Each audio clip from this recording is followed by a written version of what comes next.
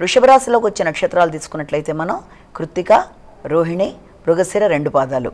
ఈ యొక్క వృషభ రాశి వారికి వృత్తికి సంబంధించిన విషయాలలో ముఖ్యంగా ప్రయాణాలకు సంబంధించిన విషయాలు ఎక్కువ అనుకూలంగా ఉండే అవకాశం ఉంది. ముఖ్యంగా ప్రయాణాలు చేసేటప్పుడు కొత్త వ్యక్తుల పరిచయాల వల్ల కొంత ఇబ్బందులు లాంటివి కలిగే అవకాశం అనేది ఒకటి.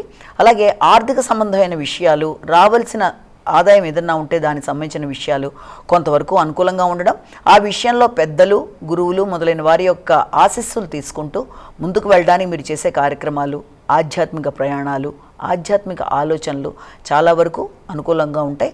విద్యా సంబంధమైన విషయాలలో ఎక్కువ దృష్టి సారించడం వల్ల ఉన్నత విద్య కొరకు చేసే ప్రయత్నాలు కానీ, ఉన్నత విద్య కొరకు చేసే ప్రయాణాలు కానీ చాలా వరకు అనుకూలంగా ఉండే అవకాశాలు లాంటివి కనబడుతున్నప్పటికీ అసంతృప్తిని అధిగమించే విధంగా కొంత ప్రయత్నాలు అయితే మీరు చేయాలి.